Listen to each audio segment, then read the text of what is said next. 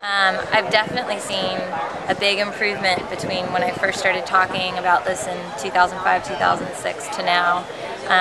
A good example that I have of that is when I first started speaking out, I had the movie An Inconvenient Truth. I was promoting it on my website, and I had a lot of hits coming in from a NASCAR forum to my website, and I went to go look at why they were going to my site from there.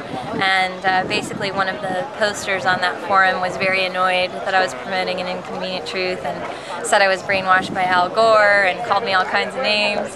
And it became this really long, passionate argument thread.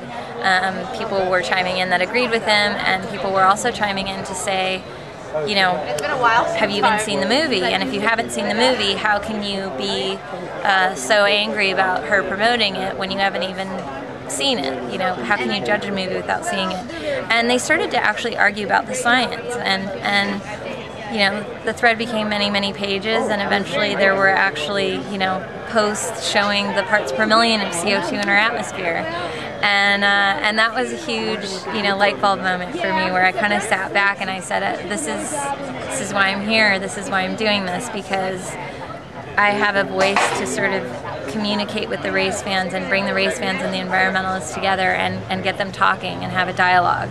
And that's how you create change, is you start a dialogue between the two sides. And so my whole goal really since that day has been to keep that dialogue going. And I've seen it change in a big way. I used to get a lot more negative comments like the one in that forum, and now I get emails from people that say, you know, there's one guy that wrote me and said, I've been going to the Indy 500 since I was 8 years old every year. And I'm also an avid environmentalist. I've been off the grid for 20 years. I've got solar panels on my house. I'm a composter, I'm a vegetarian, and I always saw these two worlds of mine as being separate, and I'm so glad to see them start to come together. And you know, I had a NASCAR fan email me and ask me who I adopted my acre of rainforest through, because he couldn't think of what to get his wife for her birthday and wanted to buy her an acre of rainforest for protection. So there's been those really cool moments that happen where I go, you know, this is working. It's slow and it's going to take some time, and I'm going to need help. You know, I'm going to need companies to help me do this if I want to do it on a big scale. But I've definitely seen that I've made some strides, and that's a really cool feeling.